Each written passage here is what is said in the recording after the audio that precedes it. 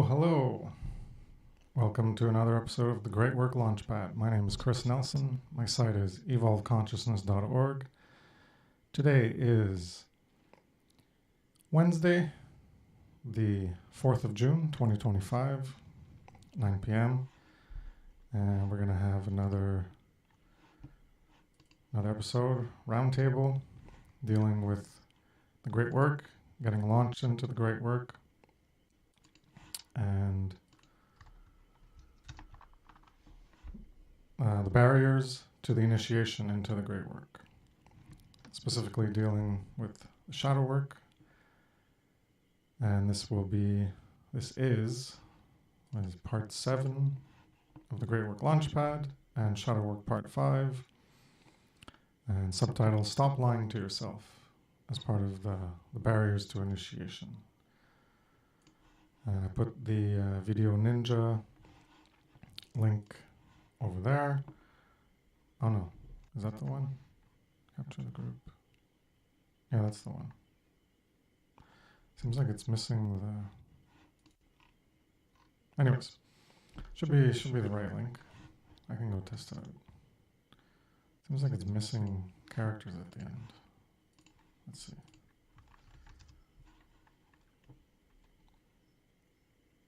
Okay, yeah, that works. Cool. Yeah, so we got our first guest. Got last week's image. Put that in the poubelle. And we got 2 people now. Okay, first one to join was Derek Bartolicelli, and now we got Brandon Spencer. Welcome to tonight's episode, fellas. How's it going?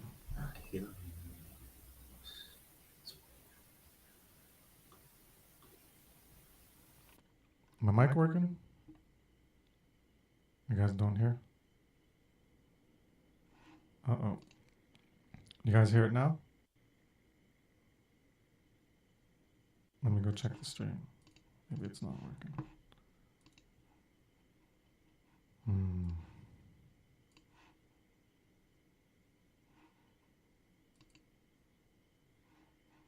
No, it's working.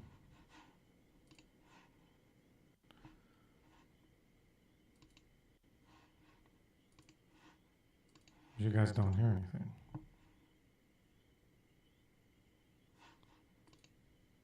Oh, shite.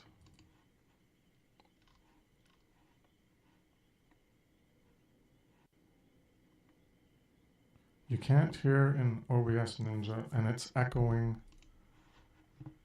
in the stream. God damn it. So I had OBS open, and I unplugged my mic, and then I replugged it, and then my mic went muted in OBS, and then I re-added it, and now there's this echo thing. Okay, I'm gonna restart. I'll restart the Video Ninja session. Okay. Leave this.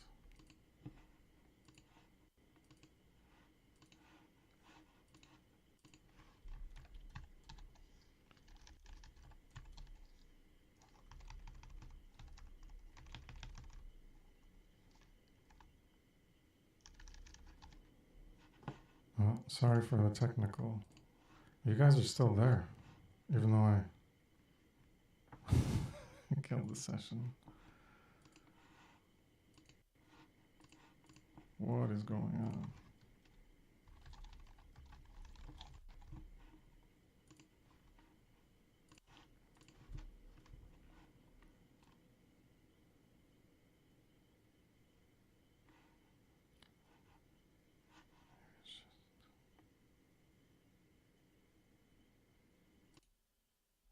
Now does it echo? Maybe I just had an extra thing enabled. Video capture device. Usually that's muted.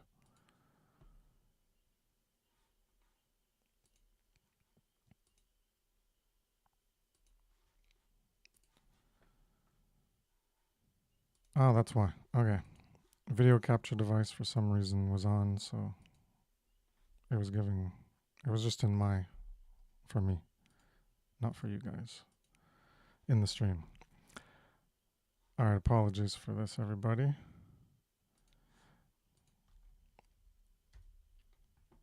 Yeah, okay. Oh, there was an echo. Okay. I thought it was just on my end because of the. Oh, no, because it's through OBS. Yeah, so it was echoing. Okay. Lots of confusion, but there's the new link, and hopefully, let's see if this works this time.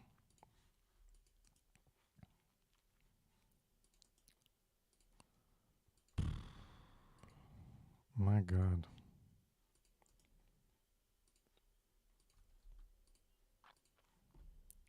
All right. Can you hear me now? Yep, All can hear right. you. So that session, because I had it open and I unplugged my mic and then I replugged it, it went to shit. And I guess I needed to go to settings, which I could have done. Next time I'll try to remember. Go back to settings and reconfigure my audio. Okay. 5 minutes wasted. All good. How you guys going? How you guys doing? Hey, how's it going? Doing well? Yeah, fine and dandy for the time of the hour out here in France. Great to be here. And hey, we're all just trying to be honest, right? And things happen. We got to be humble about it. Tech gremlins might come in, whatever. But yeah, I know this Ninja Room live streaming stuff is rather new and all this stuff. And yeah, for the most part, it's been great. So yeah, glad to be here again, my friend. And yeah. Yeah, that can happen even in StreamYard and stuff. I'm sure if you unplug your mic and as Mark has complained many times with Discord, if you change port and whatever, it like doesn't do it. So yeah, just gotta remember to check that if ever I do it again. So yeah, tonight is the shadow work. Stop lying to yourself. So I got a lot of points here. We can go through them, and if you guys want to bring anything in, feel free to talk about it, that topic in whatever way. And the first thing, so stop lying to yourself. What does that mean? And so be true to yourself. Be honest to yourself. So don't bullshit yourself. Because a lot of people can bullshit others, and usually, that can be for they know they're bullshitting, so they can bullshit. Or sometimes it's because they bullshit themselves. So then because they're not being honest with themselves, they're propagating that outward. So that's part of the facing the mirror and the shadow work is stop lying to yourself.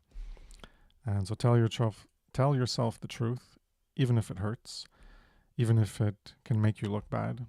So this is the part of people like to save face, where they don't want to admit they're wrong, and I have this in the list too.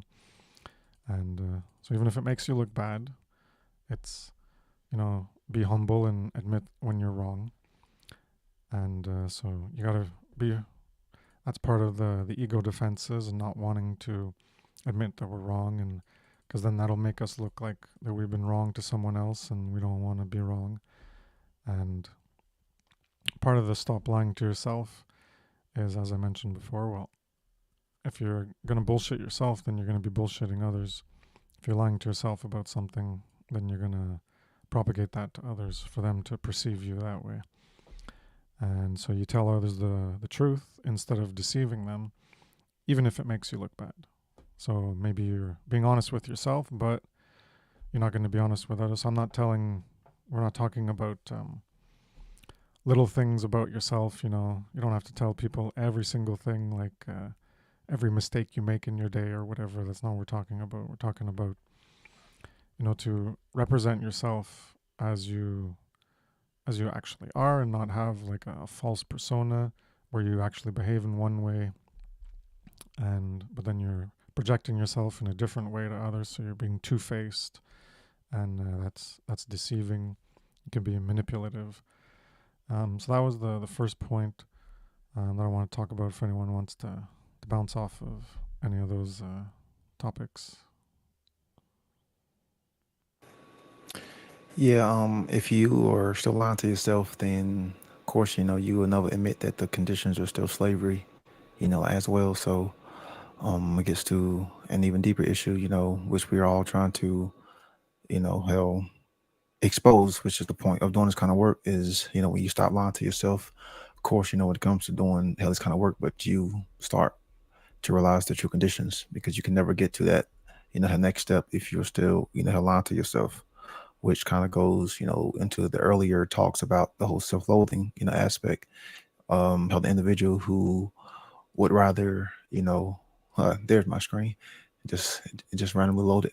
How the individual who will continue to lie to themselves will accept the conditions of slavery, and therefore will never ever, change those conditions, and will never ever want to expose and morally educate those, So yeah, how this goes, hand in hand, um, with what you've and what we've been saying in previous episodes. But yeah, the whole stop lying to yourself is one of the greatest things, possibly the most important thing, hell, that you can do, because that's what will start to reconnect you, with the truth. And then, you can start to reconnect things and see things for what they really are. Can, really start to analyze your own life and, your own self, and start to take those next few steps when it comes to, doing whatever, you need to do.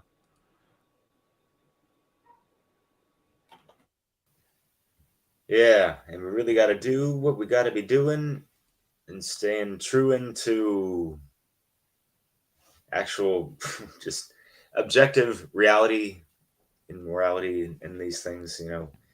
So yeah, this is an interesting topic, Chris. I'm glad you brought it up within the frameworkings of this series you have. Um, so yeah, there's so many different levels and degrees of within one's own, whatever they're lying and denying and complying with the ignorance of what they're actually doing and how they're behaving and what their thought process is, and like thinking they're actually rights when they're in the wrong, and not being able to admit that to whatever degree necessary to rectify and heal and resolve whatever thing that is going on.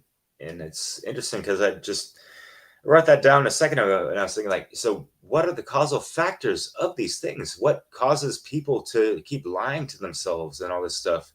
What are the deep shadow work aspects that are embedded since childhood that makes them operate the way that they do? That keep perpetuating and living out these lies over and over and over again. I have several chats on dissolving the divide where they get into the hypnotherapy type of stuff, and addressing some of the memories and ongoing internal dialogue, if you will, that you've had as a child, and they could have been baseless or of ostensible, and but it carries on until adulthood, and they're still operating on those falsehoods. So how do they break those? How do they heal them? And all these things.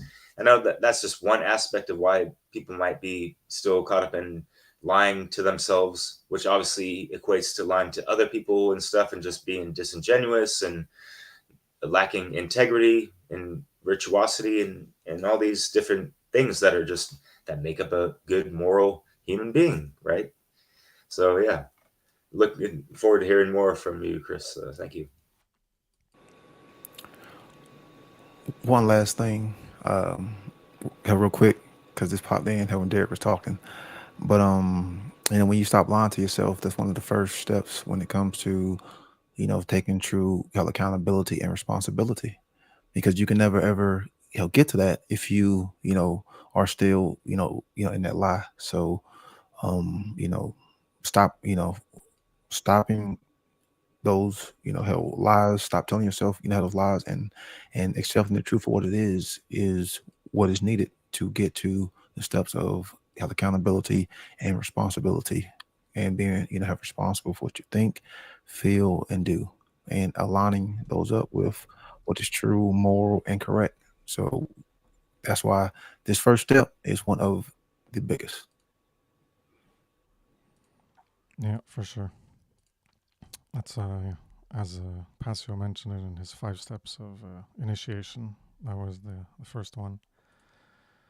And as if you're going to care for truth, then you have to embody that.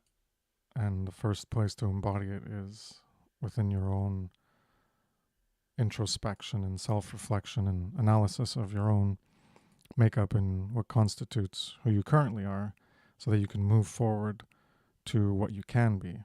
And who you are now, you're being something, and you can become something else. I have a whole presentation on that, being and becoming. And so that encapsulates that pretty good. Another thing is that this relates to, so if someone, the barriers to initiation. So if you want to try to make the world better, try to end slavery and the immorality and the evil, which is what the great work is about. And you have to stop lying to yourself. Well, some people can't even get there because they're in an aspect of solipsism or relativism or subjectivism, where they have this false perception that there is no truth. But there is truth. There is right. And solipsism is a false ideology. You can't just make up whatever you want to be reality. It's not that just you exist, as if you're going to deny. That's how most people view solipsism, is that you can only know yourself exists, only your mind. You can't know that other people are minds of their own. Maybe they're just robots and they mimic human behavior. It's like, it's so retarded to even accept this. Like, okay, you can think about it, but then it's nonsense once you get into it more. And you're going to deny the existence of other people, and then they themselves are going to deny your existence in consequence if they're going to think the same way. It's just nonsense to think that, because you're you and you're not a rock, well, the rock doesn't exist because I'm not inside the rock as the rock, and I'm not inside the other person as the other person, or the tree, or whatever. So none of that exists. I can't prove any it exists. Only I exist. Only my mind exists, and it's all a simulation. I'm just an entity and an NPC in a game, and I have my own thoughts, and that's it. And everything else is just digital code or whatever. And anyways, people get so lost in this and think it's real. But yeah, go ahead, everybody. Bounce off of that. Yeah, the whole simulation thing is, getting like on par with solipsism, because they think it's all a simulation. Nothing's real. Well, then you're saying there's no truth and all this stuff, and then there is no initial stages when it comes to first truth discovery, because you are skipping that main step and saying that truth doesn't exist. So if you're saying something doesn't exist, then how can you ever convey that concept in your mind? If you can't convey it in your mind, then you can never ever learn to grasp it in reality. So then therefore you were pretty much cutting yourself off at the legs or at the foundation when it comes to actually true thought itself, because you'll never ever get the information because you're saying it doesn't exist. So that's one of the course extreme mindsets when it comes to stop lying to yourself, because hell, that ideology is one of the biggest belief structures that continues to lie to themselves.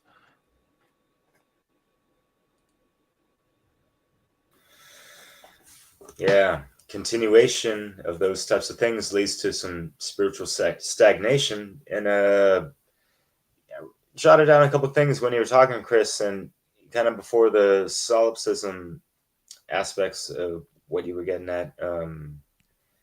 Like, it's kind of like confronting the inner tyrant when someone's looking to actually change their behaviors and thought patterns, and not wanting to live a inauthentic life, because if someone's living on lies, is that authentic, right? So yeah, like Brandon, as you mentioned, the accountability is huge.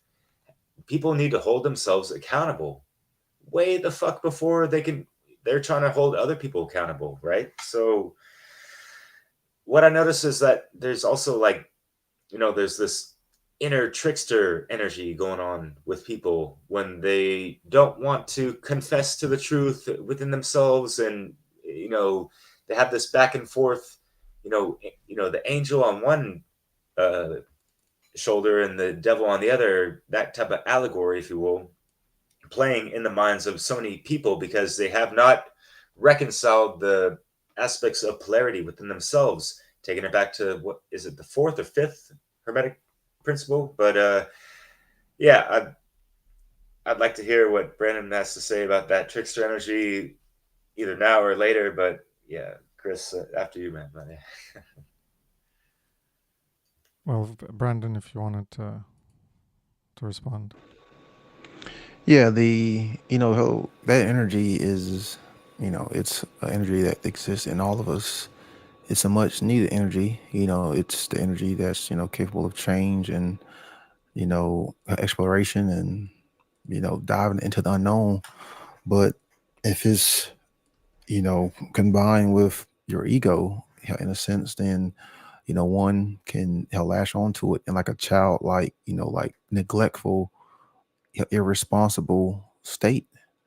And that right there, could be the one who goes over and doesn't understand boundaries. Keeps overstepping these, like in like a childlike, ignorance, because you are um, still stuck in a emotional, underdeveloped, uh, like conscious like state, and therefore you still haven't, grown, you still haven't accepted, how the truth, and you're still in like a little boy, in a sense, trickster playing games. We see this a lot. People still playing games, playing tricks on people, and that's really what the energy is. But it's energy that can't be neglected. It's the archetype. It's one, how that can show us, like exploration and new things, and diving into the unknown, learning more hell about ourselves and exploring the deep explorations and consciousness. But it has to be controlled and harnessed.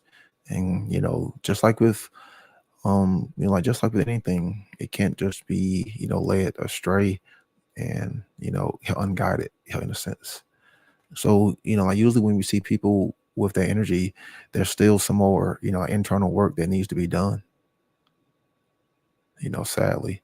But, like that's the whole purpose of all of this is unveiling that, is unveiling that mask and peeling back those layers, and then, getting to the core of, what we may feel inadequate hell about ourselves, or, that trauma. I mean, because that's really what we are dealing with, with the whole self-loathing, with the people not wanting to take, have responsibility, with the people not wanting to take accountability, with individuals who don't want to accept the truth, and continue to lie, to themselves. We are dealing with individuals that, are still submerging some level of trauma, deep within their unconscious and their subconscious. And they, maybe you're trying to cope with it in ways and they don't know how to. So, I mean, like that's really what we are dealing with is, we got to get back to some of our, like earliest forms of childhood, her development, and learn to look at those things and learn to, cope with them and live with those things, because those experiences are really what is, blocking people and holding them down and weighing them down, because that wound, that battle like scar, which is what trauma is, is it's really holding humanity back, because we live in a traumatic, you know, society, held largely created by our parents and our upbringing and our childhood and our, peers, our stewards, our caregivers, because they're not really, individuals who truly love us, sadly so.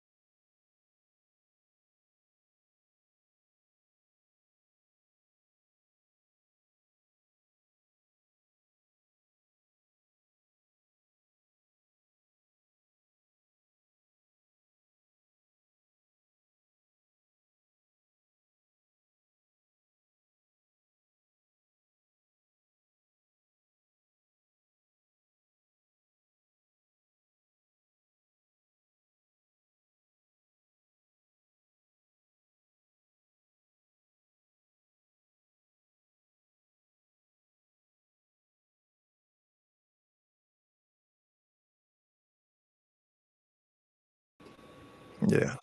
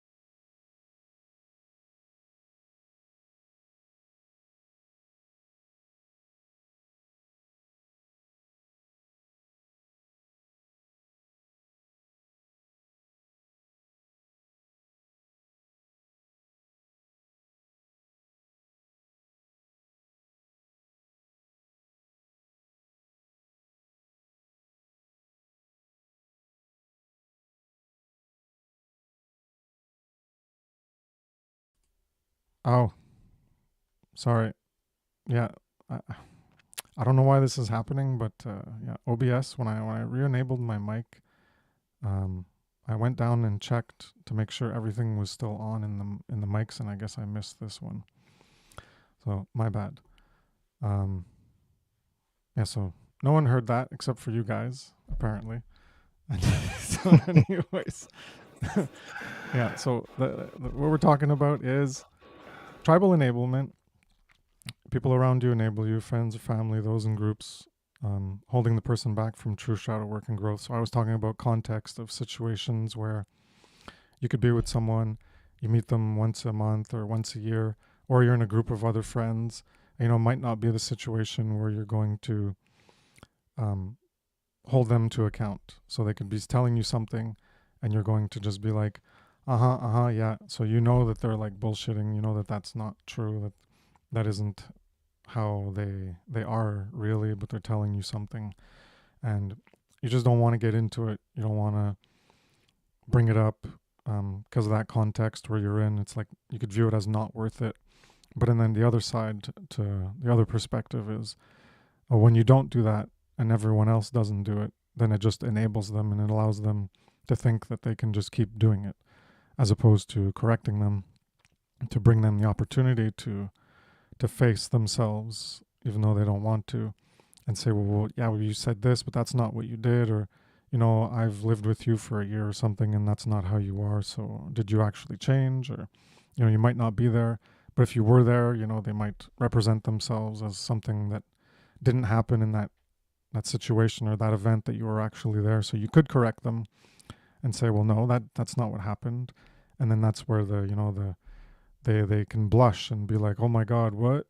It might be an honest um, misremembering of something, and they got the recollections wrong. That can happen, or they can be knowingly like just trying to purport themselves, trying to represent themselves in a way that's more positive, to be perceived in a more positive light, as opposed to being perceived more negatively.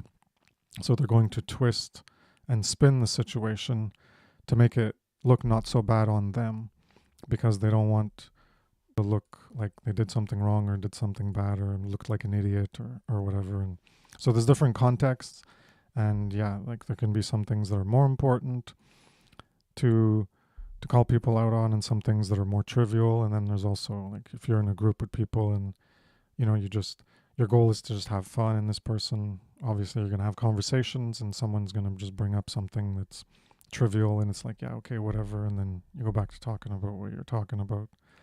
And yeah, so anyways, it's contextual is what I'm saying. There's some things that are more important to call out, some things that are less important, and the fuss and the huss and blow your house down of all the bullshit that can come with it. And so yeah, you gotta judge for yourself what's important. But you had a list you were about to go on before you responded to that comment. I wanted to reel it back in to where you were getting at. And I just wanted to mention real quick that, yeah, in context, yeah, that definitely matters. And have you not been there yourselves or noticed, witnessed, had to deal with someone that, they had that, they got confronted. The truth was told, and they had a blush about it and this and that, knowing that the other person knows, and knowing that they got caught in the act or whatever, but then not doing anything about it to do the honest right thing, right? Yeah, it stems from what? The mentalism first and foremost, right? And then just having those shadow egoic attachments to whatever they're operating on from there. I think I'm sure there's more to it. I just wanted to make it real brief because I wanted to pass it back to you, Chris, because you got that list, about to run it down. So yeah, looking forward to that.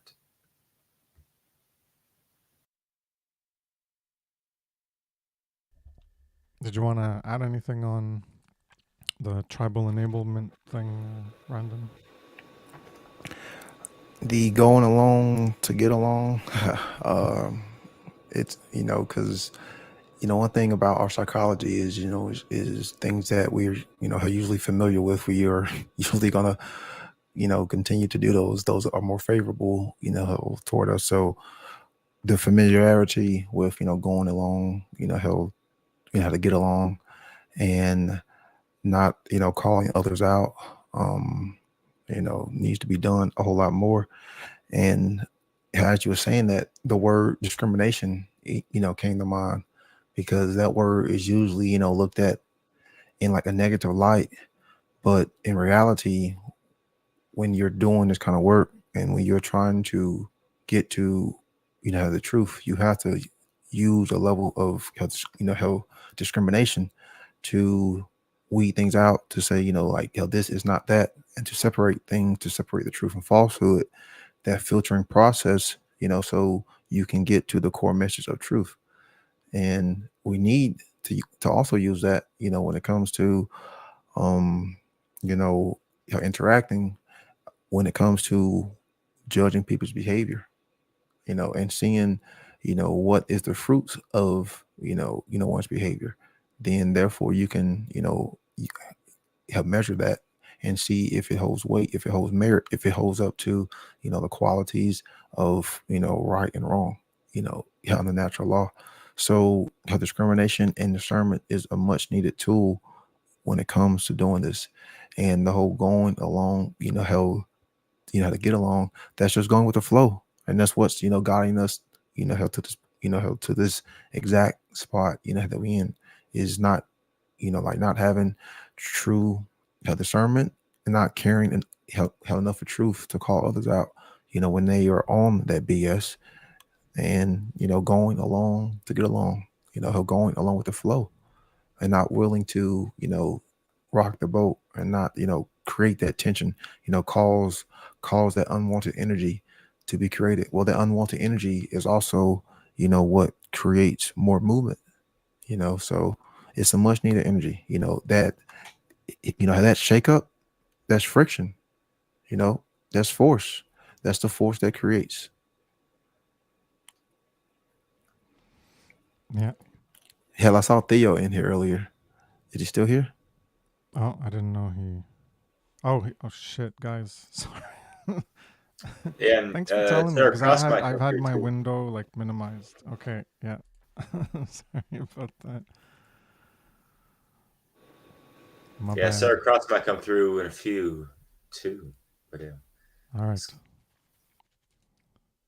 Welcome, Theo. So we're popping in. Popping. From Thailand. I guess your internet's slow. Yeah. Howdy. Oh, I hope it's not too slow. No. Like for Brandon and Derek to show up after I added them, it took like a few seconds, but for you it took a little bit longer. That's all. Yeah, I didn't hear what you're saying, Theo, but you heard him, Chris? Brandon, did you hear him? Yeah. I heard him loud and clear. Oh shit. Huh. Yeah, I'm not screwing up this time. I guess it's on your side. Yeah, no worries. I'll figure it out. But yeah, what's good, Theo? How you doing, brother? Yeah, doing well. Good to see you guys. Yeah, it's a good topic. yeah, about lying to yourself, right? Like, I mean, that's the number one thing for awakening, right? Like what Passio teaches. Like, the first step is to stop lying to yourself, right? Stop dreaming, and not dreaming for a good world or for a better future, but like dreaming in terms of like living in fantasy, That's the next living topic in for falsity. another episode, though. The stop dreaming one. Oh yeah, okay, okay, don't cool. get too much into it. Is all I'm saying. Okay, okay. So, well, just the lying itself, I suppose. Well, that's just you have to burn the lies first. Like within you, understand that what you hear on the TV screen or these days the TikTok or whatever the fuck, black slab screen, whatever comes from it. You have to discern it yourself. You cannot believe everything you hear. You cannot even believe everything you hear in like the schools and whatever universities, colleges, whatever people getting their information from. You have to use the trivium, which has been occulted, but it's actually the original way to learn. So the fact that the trivium is not even in the lexicon of most students these days, they are not even aware that there is a way to properly discern information. So they just buy whatever information is pushed down their throat, and by those so-called teachers that are not really teaching, they are just propagating the information that basically the social engineers are handing down to them. Of course, it's not just as simple as that, but you know what I mean, guys. Like, it's not as simple as just people that are curious, they want to learn information, and then they acquire information, and then they become teachers and they teach it. It doesn't work exactly like that these days. Like, you have a pyramid structured way of like uh, where you have people who are managing those universities, and beyond them they're managing engineering society in general, with whole countries, and then eventually it goes to trying to control the whole world as well. So that's a big thing to sort of kind of realize, because yeah, it's very outlandish for most people. So I think that's the first step of like stop lying, and I guess also stop dreaming. But anyway, I guess we can dive into that deeper next time. But I think that's that first step, is to realize that, because many people, when they hear that, they think, oh, it's just a conspiracy, it's just you're crazy, it's just you're paranoid, schizophrenic, whatever the fuck. It's like, I don't know about that, man. Like, maybe there is something to it. So yeah, I think that's what people need to consider, and from there you can dive deeper into gnosis of self and all that stuff. Yeah. So apart from the tribal enablement, there was another question. I guess it was talking about solipsism. I don't know if it was serious or not, but are we living the dreams that men have put into our minds, living the lie? I don't think it was intended in terms of solipsism. I think it was intended in terms of, that you buy into things that are false, or that you buy into what other people want to do, or that you buy into what they want you to do, which can happen for a lot of children. That their parents want them to be, a doctor or a lawyer or whatever, and then they go into it. So those are the dreams of others, but also the dreams of the lies people buy into that they propagate to others. So the false worldviews that were conditioned by society, conditioned by the society, and then we perpetuate that condition, which conditions more people. And so, yeah, we're living the lie, and the dreams that put into our minds could be also the biggest deception of the predator mindset, especially when it comes to towards the non-human animals that we share the planet with, that domination and predation, and even amongst ourselves, amongst ourselves we have the predation of ourselves through government and the control system and authority. So yeah, are we living, as was said, are we living the dreams that men have put into our minds, living the lie? Yes, indeed. Most of us on the planet, I'd say we are indeed. If anyone wants to respond further. Yep, we definitely are. And, those dreams get reinforced more and more and more, interacting in society, because it's all structured, like in a way. So yeah, those dreams, the information, those negative thought forms are bombarded, you know, through means of mind control, through means of repetition, through schooling, through influence, through music, through culture, cultivating our minds, because that's what it means to cultivate, culture, the planting of seeds, the tilling of the land, the tilling of our minds and planting those poisonous seeds so they can spring root and grow. And we build off of those and, create worldviews and create axioms and create, belief structures.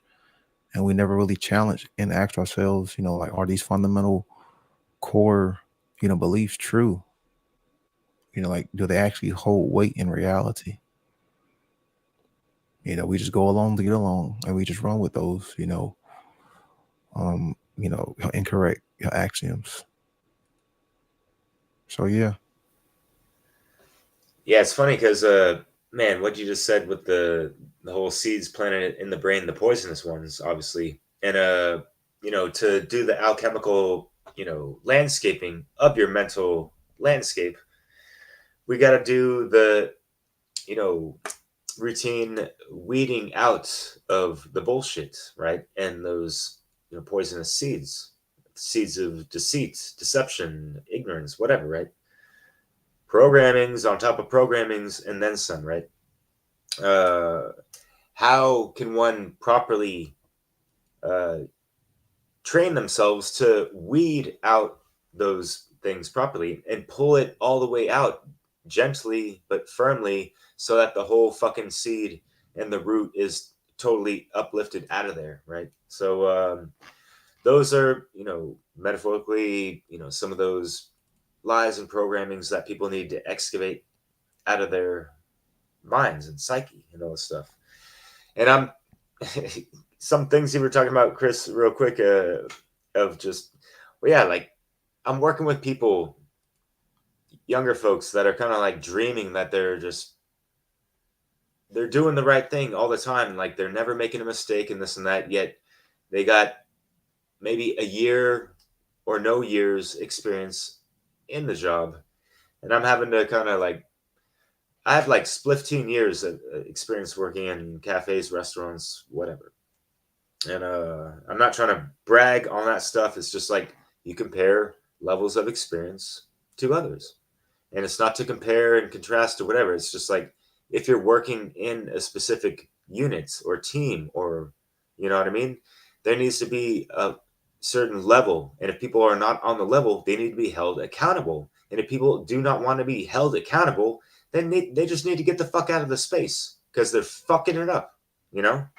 So you could take that dynamic to so many different other dynamics that we are living in and have to interact with. And yeah, there's a lot of jackasses that don't want to see the real jackal at the end of their life at the rate that they're going, because their heart is not light as a feather by any fucking means, So, and that's a shame. So keep piling on the lies, and you're gonna be tipping the scales to, a lot of life lessons to be relived and learned in the next life, or how many others, So there's a lot of people that are overconfident and might be suffering from the dumbing or Dunning-Kruger effect, because it's really dumb seeing these people and how they operate. You can smell this shit from a mile away sometimes. For those that have done the work and all that jazz, it's like, hey, how you doing? Can you please, get off your short horse? Because it ain't that high, and you ain't that fly, and you ain't that guy, but whatever. Go for it, Chris. I'm just gonna, Theo, I had muted you because there was like feedback. I'm just gonna see if it's still happening. I guess it's good now. All right.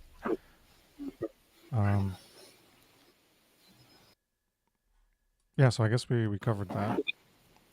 And so the next thing I had was related to this, as I've already mentioned, was the need to admit wrong. And then there's also justifications for the wrongs and excuses. So we've talked about, calling people out. So some people, they can believe that what the lie they tell themselves is true. And then they're going to justify it. And then if they're doing a wrongdoing, like when it comes to the animal issue, a lot of people, even within, the circles we have or who we can collaborate with, a lot of people, as I mentioned last episode, we had my little drawing of going up the mountain. We're all on our journey, but we're all going up the mountain. So we're walking different paths of moral alignment, and some people are less aligned, so that makes them comparatively more morally relative as opposed to people higher up in moral alignment. So there's a relative position where you are based on your relative alignment with morality and how much you embody it and encompass it into your lives. And the justifications people can come up with when you talk about the animal issues, they just don't want to face it. I don't want to talk about that too much, but it's the example that I think of that's the most prevalent in all of society. A lot of people can admit that the government does things wrong, but then they can't get over they don't have the imagination. And that's another article I wrote based on Passio's early work. I have admit wrong and imagine better. Because if you can't admit wrong, then how are you going to imagine a better way? If you can't admit that something is wrong outside of you, then how are you going to imagine a better way to change it into, again, being and becoming? Or within yourself. If you can't admit wrong within yourself, then how are you going to change your current state of being and become a new state of being? So that people engage in excuses. And what I was going to say was that in politics, people can admit, there's this problem with government, and oh yeah, this sucks, and yes, okay, property tax and da. But then they fall back on the ultimate justification, but there can't be. We can't live without government. Yeah, but you just admitted there's all these problems, and it's idiotic, if they accept the notion that people are corrupted and they're bad, so we need a group of people who are part of that corrupted group and have more power, so it even makes them more corrupted, to then rule over the people that you're saying are corrupted and need to be controlled. But the ones who go into power are going to be more controlling and more corrupted because of that controlling power they have.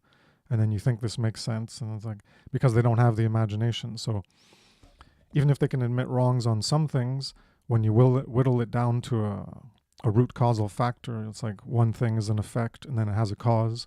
Then you can talk about that as an effect which has a cause, so cause effect, and that effect has a cause to an effect. And I've gone to this into my earlier work 10 years ago in consciousness and causality. But you can whittle it back, you can backtrace it into you can go lower and lower to more base causes, to those numerous effects that are at higher levels. And then you'll get to a point where they can't admit that's wrong.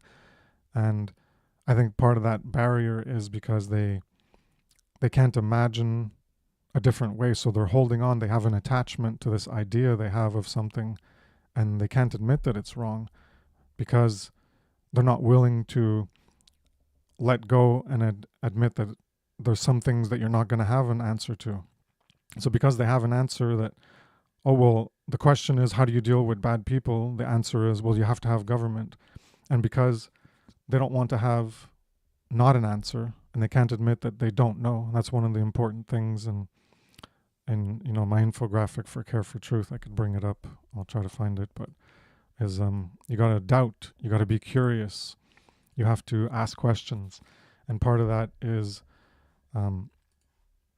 be willing to admit that you don't have an answer. So you can ask a question and you can have concerns about something, but doesn't mean you're going to have the solution. Doesn't mean you're going to have the right answer.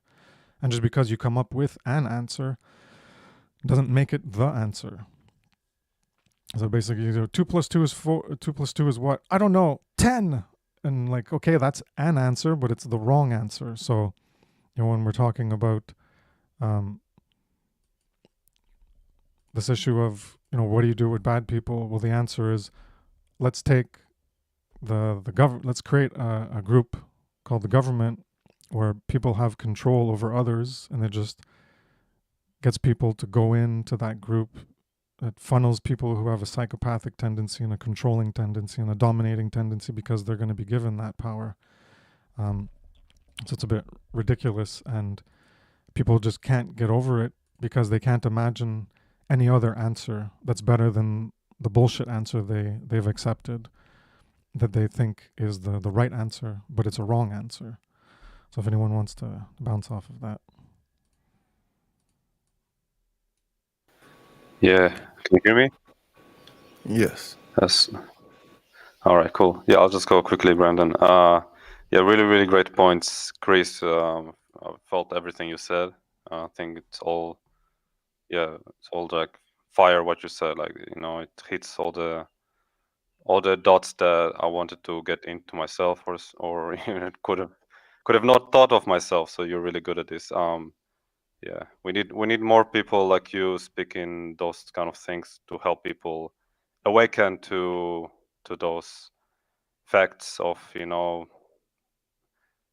self, how to call it, even like inability to be humble, inability to kind of see things for what they really are. And like when I got when I started, like before, I said like about how they believe what they see in the smartphone and in the news or media or those things, and then in the schools and that. But before that, there is the parents, and the parents probably didn't give them the correct information when they were young. So it's kind of like to realize that their parents were wrong. Not only that the media is wrong and the school teachers and all that are wrong, but even that their own parents were wrong. So that requires a lot of shadow work, which many people would never do, right? So it's too much for them, for the weaklings. um, I don't know, but yeah, uh, so it's a whole process to realize that you're wrong. It's also realizing that most of the people around you are wrong, and your parents were wrong, and that then you can also realize, yeah, you were also wrong. So it's a lot for people to process. I think we managed to do it, I guess, because we had enough powerful experiences in our lives, both positive and negative, to kind of push us to do this self work and to kind of clean our minds, clean the garbage, and become clean slates that can actually have this canvas that is pure and can be filled with new colors and new ideas and all that. And yeah, if your canvas is black and messed up and full of nonsense, then of course you cannot see things for what they are, right? So yeah, go ahead, Brandon. Yeah, what Chris was talking about. Hell, again, the familiarity and connection and comfort that the lie has given us, and then we'll create those justifications for it. We may think that we are correct. We may continue to support because we don't want to let go. Man has a problem. Letting go of things. Releasing things. I call it the Tom Brady effect. We all, can't let go of certain things, of a career, of certain individuals, certain attachments. Tom Brady can let go of the game, and we're losing things, because man's refusal to let go of things and see things for what they really are, and let go of the things that doesn't serve man and doesn't lead to anything that he says he wants. But because he's so familiar, he's so attached, he's so connected to the familiarity of the lie, of the inconsistency, because of the artificial world that has been constructed, and the environment that man has been in for so long. It's almost like letting go is an impossible thing to do. But yet, you know man fears that one thing, which truly he needs, because deep down, like we all truly know we need to let go of these authoritarian means of thinking, and getting back to the overall message, like of what we were saying, is stop lying to yourself. So until one lets go of the familiarity of have the comfort of that false sense of warmth, that false sense of family, because it's all a proxy, it's all in illusion, it's all a imitation, because we're dealing with deceivers. Because when you lie to yourself, you defraud yourself, you deceive yourself.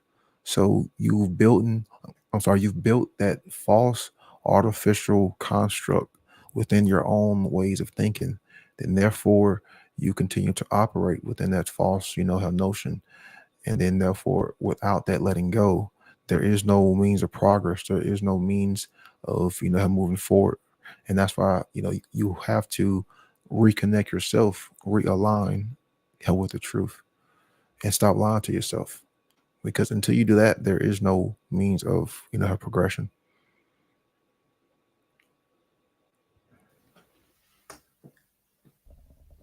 Yeah, Chris, if you don't mind, I'll just say one or two sentences. Like it's a reflection of kind of like the same thing with the mini-me Satanist type of stuff. The programmers are programming the lies into individuals, and they're operating on a bunch of lies, and they're lying to themselves, they're lying to the immediate people that they're around, and it perpetuates in so many different ways. And there's causal factors that we can nip it in the butt and all that stuff. But yeah, it has to come from that care for truth, not the apathy of it. But yeah, go for it, brother.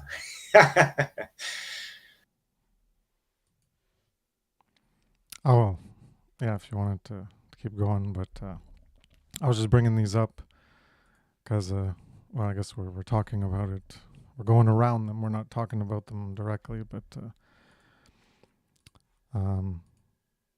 yeah, so admitting wrong, this is when you're not admitting wrong. Well, that's the next slide. Okay, I'm going to I was going to maybe make a whole episode on the next image I'm going to bring up, but I guess just bring it up here because that's why I have it next in my list, but it could be like a big topic in and of itself. And that is cognitive dissonance. So let me just hide the other ones. There. So how does cognitive dissonance fit into this aspect of stop lying to yourself? And it specifically relates because it's a barrier to admitting wrong, and then you make justifications for excuses. Because as we can see here at the top of my infographic, so you have reality, and geez, that's small. So it says, how are we facing reality? Are we acknowledging the light and dark in ourselves and the world, or denying it? So this deals with denial and ignorance, hence the apathy for truth. Part of this is ignorance, and then you get You have misconceptions because of that ignorance. You believe, you agree, and you accept the normality, the status quo. You accept falsity over truth. And that's all driven by apathy for truth at its core and other things in like Passio's tree of evil. But getting back to this, we're denying things, refusing to accept things. So that's part of the lying to yourself, where you don't want to accept things and you refuse certain things that are true because you're holding on to something. Could be your self-image or your worldview. Again, that ties back into what I was saying last time with having questions and not having answers. When you poke holes in someone's perception of themselves or in their perception of the world, at that point, they accepted something because it likely fit into a gap, an abyss, an unknown, a darkness, a void in their construction of reality, wherein they had a question and then they had an answer, and it was a false answer, but it was an answer nonetheless, and that answer acts as a foundation in how they're walking in life. So the path that they walk, you're on a path, and you want it to be a solid path, and that's your worldview, and that's your perception of reality, your perception of yourself, and you want that to be solid. You don't want to have holes and your leg going down and you're hurting yourself, as the analogy kind of breaks there, but you don't want to have holes and have missteps in where you're walking, and you have holes, and so it's not very solid, and it's like shaky, a shaky foundation. I went into that in Foundational Living in True Unity presentation. That was my first one. And so you could have the cracks in your foundation, or the path you're walking on has a bunch of holes, so you could get hurt, and you don't want to get hurt. So you want to fill those gaps in, and that's when you have questions and you don't have answers. It can create insecurity and discomfort and fear. So you want to fill those gaps in. So you're going to accept things that are false. You're going to create a narrative or a worldview that isn't reflective of reality. It's a perception that diverges from reality. So that's what we're getting into here. That's why I call it reality and perception, and it's basically detailing cognitive dissonance, which we have here on the left. Cognitive dissonance, as I am defining it here, or trying to elaborate upon it, is the disequilibrium internally as a result of a disequilibrium between reality and perception of reality. So it's a disunity. So obviously we're not going to perceive everything in reality. We have limited perceptions. We have our five senses, and there's so much out there that we can even use technology to amplify and detect things that we can't detect. There's bees who can see the ultraviolet spectrum, I think, and we can't see infrared, but we can use technology and we can amplify our perceptions through that. But overall, the goal is to try to see reality as it is, so that your perceptual construct that you have, where you create how you see the world, is based on how the world actually is. And this is your map that you construct is matching the territory that is actually out there. So you want to have your map reflect the territory. And cognitive dissonance is when that perception is put off because, well, here I have it, you have an equilibrium, a disequilibrium internally as a result of that misperception. So because you're perceiving something falsely, or you're accepting something false, and then you'll have disequilibriums inside of you. But getting back to the chart, reality, you have your sensory inputs, as I mentioned, you have information, that's the Chervium method. Information comes out, processing it, and then you have actions and how you live your life. So we have the internal filtering process. That's where you use logic, and there's preliminary filtering even before logic, how attentive you are at the time. So that's a perceptual filter. And we have a preliminary compassion and an initial thought process where we can have preconceptions. We can have preferences and beliefs and wants and wishes and desires and habits. And this is where subjectivism, you could just equate that with subjective, where you're going to remain attached to the subjective aspect of yourself. So how you want things to be, what you prefer. And so there's preconceptions that can reject information coming out, even perceptions of things. You'll just deny that they're there in reality, or information you read, you'll say, no, that's not true because well, you already accept something, so it conflicts with what you already accept, your preconception, but you're not reevaluating your preconception to see, oh, well, that's actually false, and this new information is true, so I was wrong. Again, we're talking about what is wrong, admitting wrong, not coming up with excuses in denial or rejection or refusal of the truth. So these preferences and preconceptions, that can lead to a conflict. As I was just saying, you can receive new information, but you're attached to the old, you believe in it, and you prefer it, you want it to be true. That again, that's stop lying to yourself. Just because you want something to be true doesn't mean it actually is. So that can create the conflict, the contradiction between reality and your desires, that you want something to be. I guess this ties into stop dreaming, the part of the stop dreaming. And so the conflict and contradiction between reality and desires, does that exist? Is that present between the new info and accepted info? So again, it could be that the new info is false and what you have is already true, so you can reject it because you have truth, so you're going to filter it that way. But it could also be the negative way, where the new information is true and what you accept is false. So do you have this conflict? And that conflict can be recognized through, you can feel the feedback with reality. So oftentimes when there's this conflict of new information coming in that contradicts our preconceptions, we have emotional cues that we can pay attention. So this is an important part of the shadow work, is to pay attention to these emotional cues. People can call them triggers. What triggers you? And you pay attention to what triggers you, and then you can work with that awareness, that self-awareness of what triggered you, and then you can work through it as to what is causing the trigger, and then whether that trigger, that cause to the trigger is a valid thing that you should pay more attention to and reflect upon and reevaluate. And these emotional cues can be anxiety or guilt, shame, anger, embarrassment, stress, or sometimes there'll be no cues at all, but there'll be this internal conflict going on, even though you won't have any emotional cues that you can be aware of.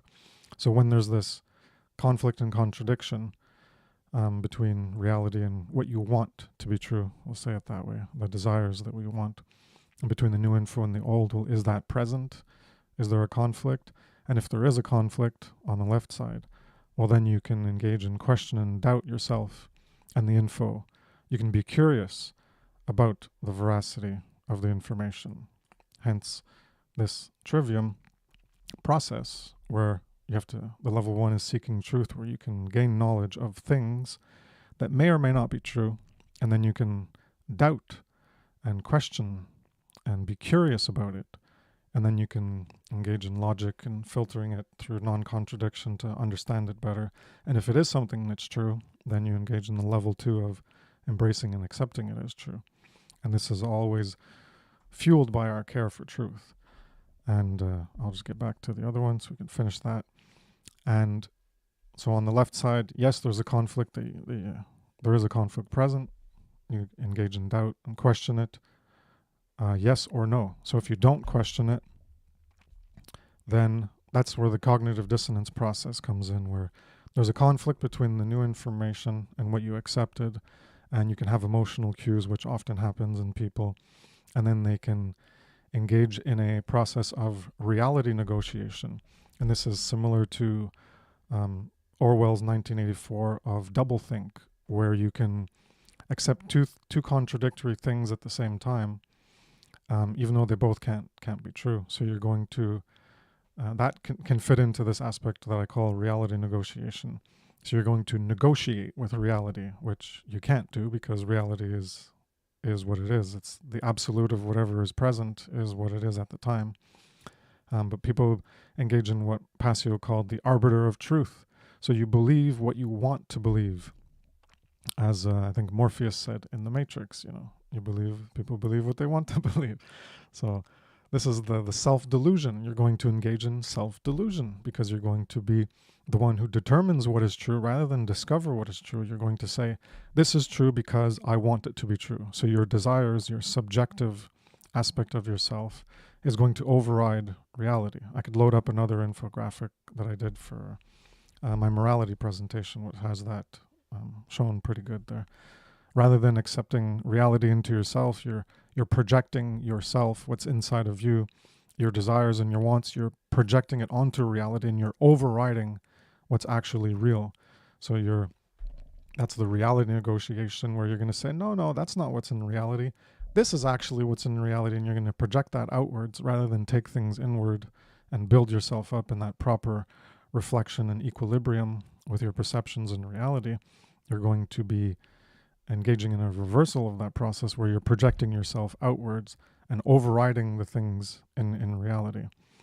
So then you can have sustain, maintain, and protect beliefs and desires. You reject contrary evidence, and there's this thing called the backfire effect. Where you can present people with things that are true information, and it can backfire on you because you're just presenting facts, and people are emotional, and they want an emotional tie to it. They want to relate to you, and if you're not relating to them on something that's relatable to their own experience or to how they prefer to see things, then it just backfires. So this backfire. It's a psychological phenomenon. If people aren't aware of it, you can look into it. There's a lot of research on it. And so the new information doesn't matter in this case. The new information is rejected. And so then you engage in talking about justifications and excuses, where you can excuse, justify, deflect, dismiss, avoid, ignore, deny, refuse, and reject. And that's where you condition yourself into your perception of beliefs as reality. And then you engage in what could be termed as a maya, or a delusion, or an illusion. And that's contrary to the other parts. I won't go into that there. I've been talking long enough.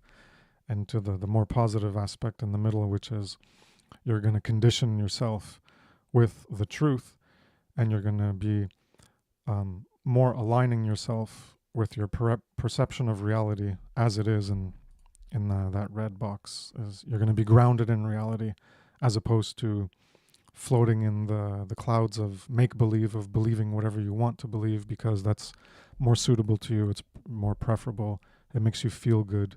Hence many of the new age beliefs that people believe in, that it's all about the feel good and how it makes them feel good. All right, I'm done. You're all good, yo.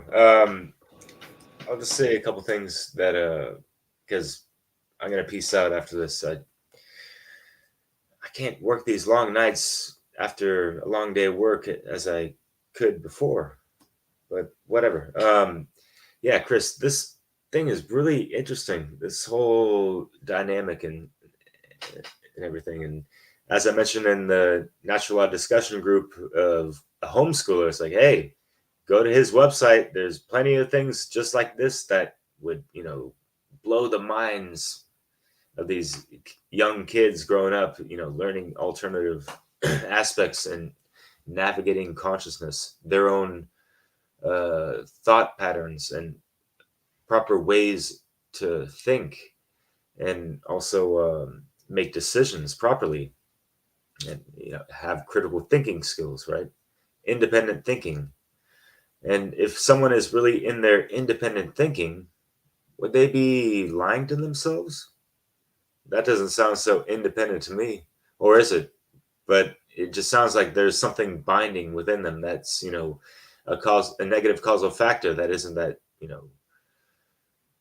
their true authentic self, obviously, and yeah, there are ways that people need to confront themselves about the shadow aspects of themselves, and there could be a positive way to go about it, or ways, there's more than one way to skin a cat and all that, right?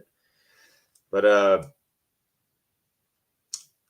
how can one be really humble and intimate with themselves when they kind of come to like this really paradigm shifting, moment in their mind, like, wow, I'm actually lying to myself. I'm not living in truth, or all these things. How can I just better myself? How can I surrender to what is actually right and all this stuff, and put all my bullshit shadow ego stuff aside, so it can clear the way for myself to correct what I did and thought and behaved in a way that I thought was right or was in denial that was wrong, and just rectify themselves and have that redemption, So yeah, it's a work in progress, and a lot of people don't like the fact that it takes a lot of time and effort and diligence and discipline, right? And discernment, as Brendan was talking about, especially in this era of instant gratification and all this stuff, and just touching the easy button. Oh, there's some life hack to like erase your mind as if you're not lying anymore, or some shit, making something up. But yeah, but no, actually take the time, study the inner workings within yourself, study this graph over and over and over again, and it's just going to be of a benefit to yourself and others. And isn't that what part of this pathwork is in regards to the great work? Is to purge out all the bullshit within us, to get to that philosopher's stone, to have that golden consciousness shine within ourselves so that it can be a beacon of light for others. So, yeah. I'm sorry, gentlemen. I want to stick around. Yeah, my eyelids are heavy as hell right now. But so, yeah. Much love, y'all. And always a pleasure. Thanks so much, Chris, Brandon, Theo. Have a good sleep. Show. Peace. Thanks, Jack. Thanks, so. Ciao. As you was going over your reality and perception slide, and looking at the left-handed column, one word came to mind, and it was religion. Because if you understand what that word really means, how to bind, and you apply it to what we've gotten from the fruits of religion, like, is it binding us toward truth? Is it binding us toward a connection with truth? Is it is it binding us back toward principles? No, it's actually stagnating us and keeping us away from things like freedom, how these true principles. So when you go over this in the cognitive the cognitive dissonance process, reality and negotiation, the arbiter of truth, maintain, protect the belief structures, the desires to reject and contrary evidence. I don't want to hear that when new information comes. Like, this is all things that we hear from people in her religion. And I'm not just talking about like what people consider her religion. I mean, religious thought is what needs to be eroded from the mind. Any thought that keeps you away from the truth, that disconnects you from truth, disunites, disharmonizes you from the truth, is religious ideology, and that's the religious mindset, because it disconnects you from an understanding and a connection from reality, like Chris has how displayed. And therefore, when we have that disconnect, we'll continue to create those false justifications. We'll want to protect, we'll want to fight for this dying system, this cult, how this religion, this mindset. So how this conditioning, right here is how the religious, mindset, which, like, how which needs to go. It has to go, because that right there is what creates the apathy, toward truth. And therefore, you'll never ever, will care for truth. You'll never ever seek the truth. You'll never ever embody it. And therefore, you'll never ever, speak and try to educate others on, seeking the truth. Yeah. So, like, to go to like what could cause people those discrepancies, like those cognitive dissonance and all those things. So like you guys before talked about like solipsism and simulation theory and all those fallacies that are popular these days. You even have the freaking flat earth, all this shit. Like what you really need to question yourself if you do believe one of those things is like, what's the point of that? What's the point of you believing in that you are the center of the universe, or what's the point in you believing that everything is a simulation and everything is determined and we're just programs in a big program? Like what does it? How does it help your life to believe that? Does it give you any real purpose in life to believe that? Or maybe it's just one of those holes in your way, like Chris kind of brought an analogy earlier. It's not the golden right path. It's not the path that is. It's not a path of life that leads you to anywhere beautiful. It's just a path full of holes. It's like, okay, well, we're just programs in a big program, and I'm the center of this program, and everyone is a fictional character, and like, how does it make you have a good, beautiful life? Like, of course, you cannot disprove those things, but you can also not disprove that there is natural law. So why not focus on something like natural law, which actually you can prove it. It's not only you cannot disprove it, you can actually prove natural law, because you can see the effect. You can see that every cause has an effect, every effect has a cause. All those things. So go to what I would recommend people is go towards what actually is more solid, has more meaning, and actually gives you purpose. So once you realize natural law and the great work and what all those things are about, you automatically can have purpose in life. It's like, okay, maybe Oops. life can be about learning those things, right? Getting into natural law and then teaching it as well. And like you're doing very well, Chris. So yeah, and just your teaching style kind of reminds me of the traditional teaching style. So like I feel like you really would have great success if you would manage to have like a curriculum course in one of those freedom academies, like Jerry is doing this Liberation Academy. Maybe you can be a teacher there, or at least an online teacher. I know it's you're in Canada, they're in the US, but yeah, I can definitely envision you, Chris, being like a teacher in one of those academies, maybe multiple. Yeah, It's my definitely content's needed out because there, you so people can already go yeah, learn. Yep. yeah, for He's got sure, for he's got sure. a playlist.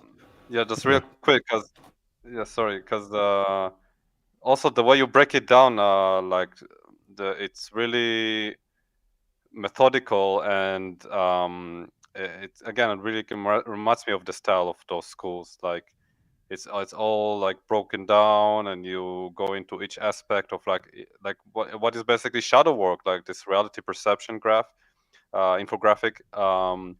It's kind of like a breakdown of doing the shadow work, right?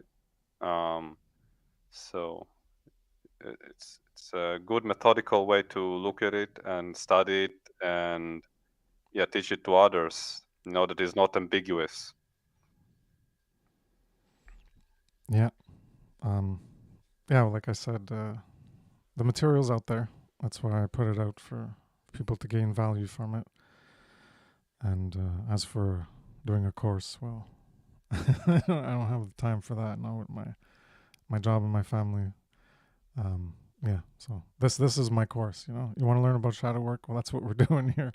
We're doing a course. I have as I've said, I have a curriculum. I think I've called it that before, of things to talk about. I'm going down the list every week. We talk about certain topics that I've noted of interest related to doing shadow work and the barriers to initiation into the great work.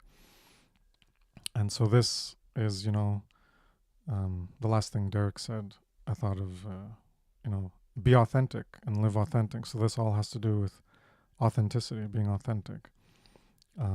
Obviously in alignment with truth and alignment with moral truth, not to be an authentic liar or anything like that. There obviously authentic has to do with, it's not just to be who you are and just like, well, I believe 2 + 2 is 5, so I'm being authentic and I'm going to tell everyone 2 + 2 is 5 and the earth is flat and that's what's important, and who cares about natural law?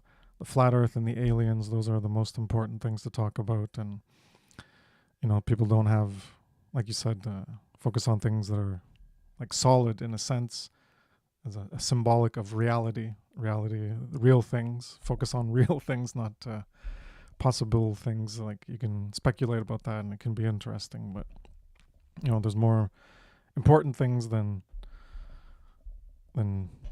focusing all your time and energy on all these other topics.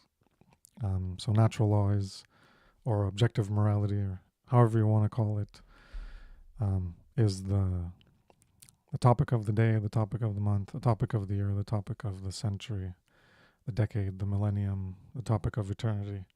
It's always what needs to be understood for the best outcome of everyone, as a collective, as an aggregate, and of each individual themselves. And I don't know. It's the topic that man doesn't want to touch, sadly. Yeah. Unfortunately. I guess we could end it there. And I had other parts in this. So that was like, I guess, the introduction to Stop Lying to Yourself. I guess it's funny. That's a good introduction. That was an introduction. Don't worry about it. Yeah. In terms of like core concepts related to it. And then the other stuff I had was like more related to the overall topic of the great work. So stop lying to yourself about the great work. So here we were talking about like the ideas behind it and the causal factors. And I guess the next week it'll be stop lying to yourself about ending evil. Stop lying to yourself about the great work, which would be the effects. I guess the output that you create, well, those are the effects. And stop lying to yourself about that. And so that it ended up being a good division, because everything that I laid out, we covered all those, and then it flows into the next part. So it's cool that it ended up breaking up into like causes and effects of stop lying to yourself. So that's neat how that turned out. So if anyone has anything else they want to add. Hell, this was a good one right here. I think we, hit some good points. Trying to kind of merge everything together and get a general, idea, so that the listener, can take away, that it is about adhering to principle, and how truth should come first and foremost, and doing the right thing. So yeah, we have to care for the truth, and if we continue to lie to ourselves, then we'll stay in that that self-suffering, that self-loathing. Because if you truly care for yourself, then you will want to create the most optimal conditions for yourself, and not want to continue to suffer, continue to be ignorant, continue to do wrong behavior, and continue to lie to yourself. So I hope the general message can be understood, and will be more food for thought for anyone who's listening. Yeah, maybe it's only 20 people, but it'll be there for posterity in the future. And searching in Google, searching in YouTube, someone will come across it, and it'll impact more people over time. Yeah. So one more thing that I have to end with is, if you believe that you are not powerful enough, that you cannot make your life beautiful and the life of people around you beautiful and happy and great, then you're lying to yourself. How about that? So think about that, guys. That's what I will leave you guys with, and whoever is watching, and you too, great people, Chris and Brandon. Um, yeah, if you think that you cannot be great, that you cannot be a truly inspirational human being and have a beautiful experience in this life, and you're lying to yourself. So stop lying to yourself, face the real, be a great person, and be a leader, an example for all of us. We're counting on you. Yeah, the infinite value of the individual, and there's so much untapped potential within each of us that we can actualize and become by taking in moral truth and then actualizing that outwards in greater degrees relative to who we are now. That's what I call the lower, falser, unrealer self versus the higher, realer, truer self that you can become. And, relative to who you are now and who you can become, and relative to others. And, we're all on our journey and we're all trying to influence others to be better. And some people can appreciate it and some people can not appreciate it and not want to or not care about it, and they don't care about engaging in that journey up the mountain. So, do what you can, focus on, I'd say, You don't want to be one of the people who don't no, care. it's You not, gotta care. If you don't care, then what's the point? Like, come on, man. Come on, woman. Come on, like, care. It's not that difficult. It's one of the principles, the 8th principle of the Hermetics is the lost principle. Find it again, and let's adhere to it. yeah. So do what you can, influence in the ways you can. Obviously, the gift of the internet and technology is, the two ways to create change is through philosophy and technology, and the technology can teach the philosophy. So that's what we're doing here. You can do it too. Like Theo said, you're powerful. The power of consciousness, the magic of the language and the influence we can have on others without even having direct contact with them. We can influence their minds, their psyche, their consciousness, and help them change and grow. And that's what the snowball effect that we have to engage in. That's a potential impossibility for all of humanity that is lacking right now. But we can each do our part and try to help that come to fruition. So thanks, guys, for coming by. And thanks, everyone who paid attention to the stream and gained value from the content. And anyone in the future, hope it was a value to you. And see you next week for Great Work Launchpad, episode 8. Shadow Work 6. Stop Lying to Yourself part 2, I guess. Boy, this is getting pretty long-winded there with all the part this, part that all in the same episode.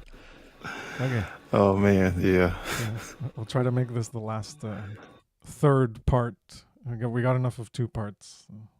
Episode 1, episode 8, part 6 of Shadow Work, part 2 of Stop Lying to Yourself. Try to keep them to a maximum of 2 iterations with numbers there next time.